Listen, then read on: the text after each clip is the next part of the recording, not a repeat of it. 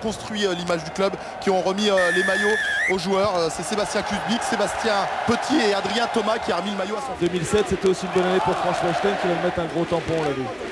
Ouais, qui avait été champion du monde avec l'Afrique du Sud au poste de centre. Touché. Stop. Entrée.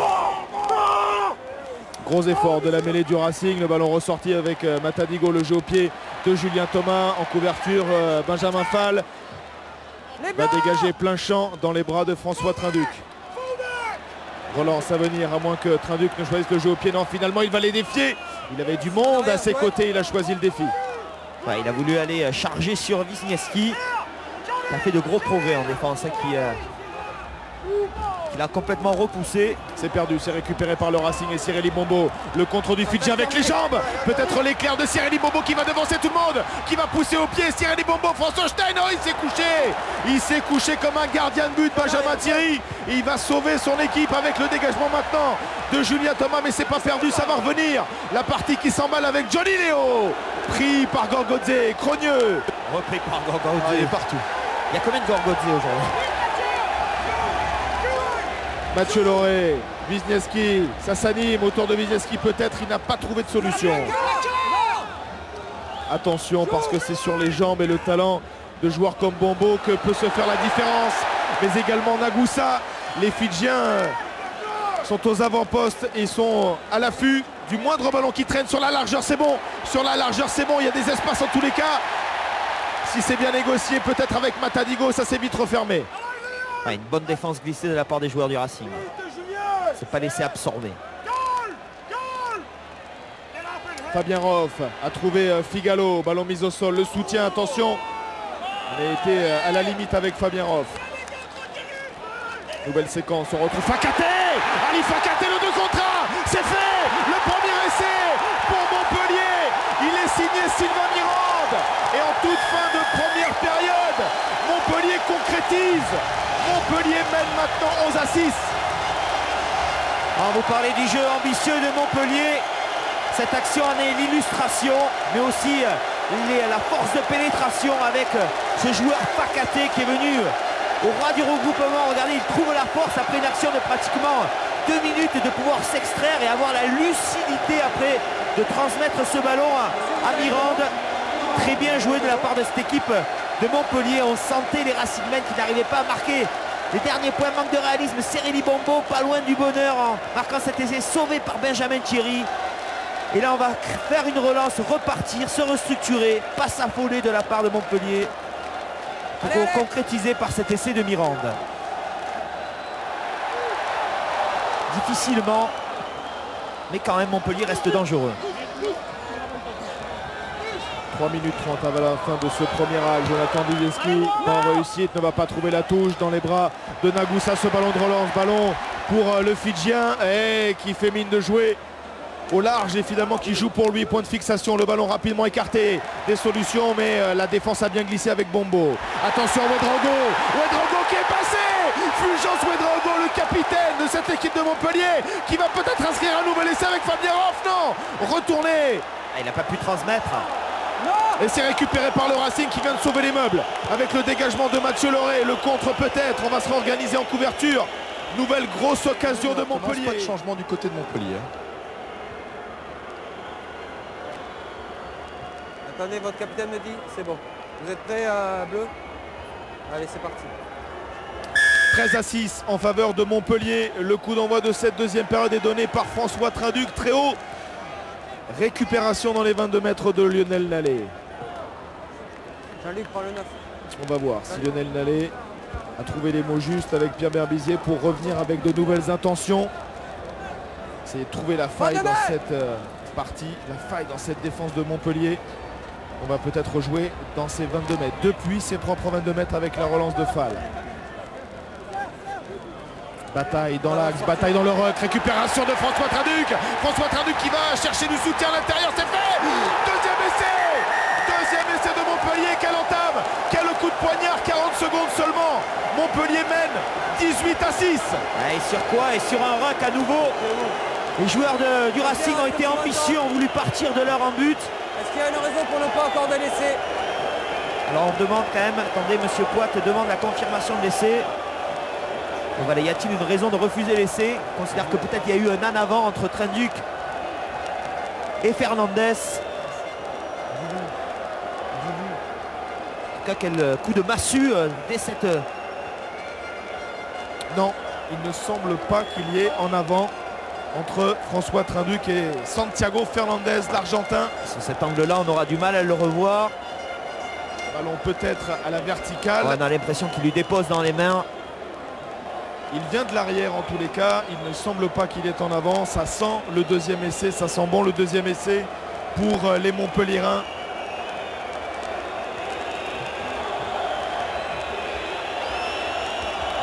On va bien voir sur cette action. Alors voilà, on peut se repérer avec la ligne. Ouais, non, il reprend le ballon sur la hauteur. Je pense que cet essai va être accordé. Cédric Marchand était bien placé. Monsieur Pellapra, l'arbitre. Au Stade de France, ce serait une véritable révolution. Ils avaient annoncé leurs ambitions il y a pratiquement 3 ans. Ça avait été un petit peu rapide, mais là, on sent qu'ils ont passé un cap. En tout cas, ils ont le match bien en main face au Racing. Le Racing est capable de revenir, attention. À l'image de Benjamin Fall qui a franchi le 2 contre 1, ça va payer, ça va marquer avec Bombo. Là voilà la réaction des talents du Racing, parce que le Racing se remet en selle sur cette percée de Benjamin Fall qui reste au sol, mais le Racing revient 23-11. Le regard dépité de Berbizier et on revoit l'origine de cet essai. Benjamin Fall toujours qui contre-attaque ce ballon, passe entre 2 défenseurs, plaquage manqué de la part de Figalo. Et avec ses cannes, il est capable d'aller jusqu'au bout, transmettre à Cyrili Bombo qui lui a semé son opposant Bustos Moyano. Regardez les qualités physiques individuelles de ce joueur. De jouer au poste d'arrière ou d'ailier. Transmet ce ballon et qui remet en tout cas l'équipe du Racing en course. 20 minutes à jouer encore dans cette demi-finale. Le Racing est en train de refaire son retard. Le Racing a une munition intéressante avec une bonne conquête en touche. Ils n'ont pas pu rester sur leurs appuis.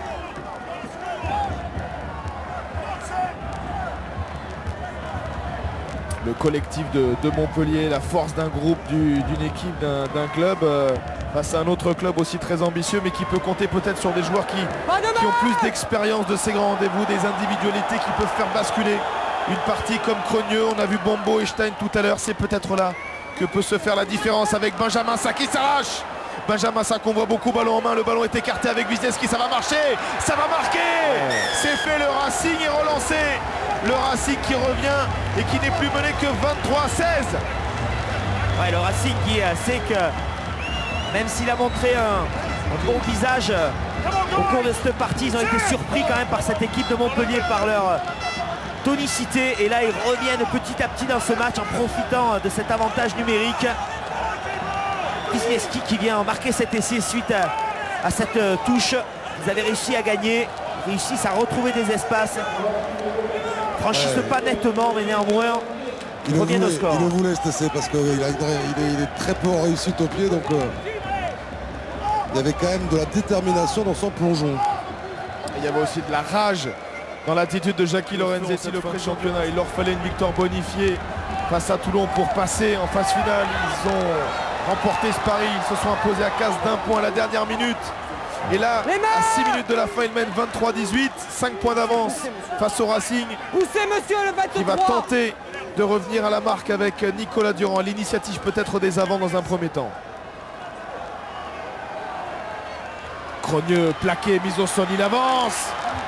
Il va libérer dans le timing pour Nicolas Durand. La Chistère à l'intérieur, Kobu et c'est au pied des poteaux. Et c'est au pied des poteaux, ça sent bon parce que Monsieur Poit était bien placé.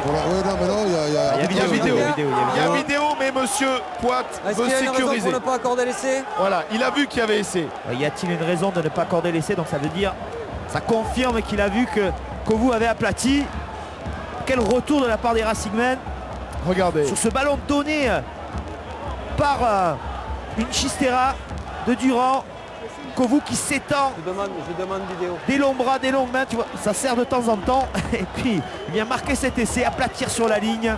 Monsieur, tenez, merci. C'est validé. Ce devrait être validé par Monsieur Pellapra, l'arbitre vidéo. Ouais, il vient de déposer ce ballon derrière la ligne. Incontestable en tout cas le Racing qui fait une remontée fantastique dans ce match. mené 23-6. Le Racing vient d'égaliser Si j'ai demandé, à c'est que j'ai 23 partout. Et surtout, c'est que cet essai, s'il est accordé, est très bien placé pour une transformation au pied des poteaux de Jonathan Wisniewski. Oui. L'occasion à Saint-Denis, quasiment à domicile, avec une dernière charge des Montpelliérains. Benoît Paillot, grand poussé par Orlandi Ouais, ou ouais, Rémi ouais, Vaquin. Poussez. On s'est jeté sur ce ballon, pénalité. Pénalité contre. C'est joué rapidement. C'est emballé. Cette partie est emballée par Nagoussa qui avance, qui gagne des précieux mètres. C'est la furia de Montpellier pour les 3 dernières minutes avec Payog, avec François Trinduc qui va y aller, qui va aller chercher la chance au bout de cette action. Le ballon pour Payog. Fulgence Ouedraogo, le Attention, capitaine. avantage en cours. Avantage en cours. Vont-ils le jouer? Vont-ils avoir envie de le jouer? Le drop de François Trinduc, ça ne passera pas. On va revenir à la faute. Ouais, c'est un retour tardif de Wisniewski qui est sanctionné.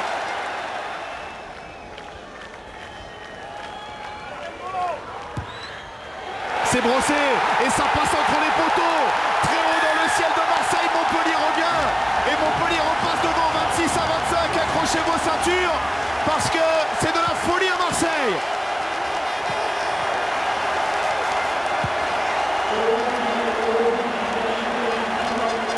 Alors, le ballon est gagné, alors tout peut arriver là, attention. Attention à Wisniewski qui a réussi tant de drops cette saison. Attention aussi à François Stein qui affectionne ses ballons de loin. Il est capable de dégainer de n'importe où. 45 secondes. On va essayer de construire. On va essayer de trouver une brèche avec François Stein justement. Ne pas commettre de fautes d'un côté comme de l'autre. C'est le pari fou de cette fin de rencontre, de cette fin de demi-finale. Nicolas Durand cherche des solutions. Bombo s'est proposé. Attention à respecter les lignes de hors-jeu. Attention à ne pas aller trop loin pour les Racingmen également. Kobu, Gorgodze au grattage. Nicolas Durand, 15 secondes. François Stein qui cherche un espace. L'expérience du champion du monde sud-africain. 10 secondes. 10 secondes pour Durand, 10 secondes pour Crogneux. On est entré dans les 22 mètres de Montpellier, c'est fou. C'est une fin de match incroyable. Ça va se jouer sûrement sur le drop. Tentative de drop. La sirène a retenti, vous l'entendez. On va essayer de mettre Wisniewski le plus dans l'axe possible. Fulgence Ouedraogo dans les starting blocks, ça va se jouer entre le demi d'ouverture peut-être du Racing et le chasseur de numéro 10, Ouedraogo. On va essayer de se rapprocher de plus en plus. Pas se précipiter. Voilà, c'est la lucidité de Nicolas Durand. C'est parti. Le drop de Wisniewski va-t-il passer entre les poteaux? C'est manqué. C'est manqué, c'est terminé. Le ballon va sortir avec Benjamin Thierry. C'est de la folie. C'est de la folie. Montpellier est en finale. Toulouse, Montpellier. Samedi prochain au Stade de France. Montpellier s'impose face au Racing 26-25. Un match de fou.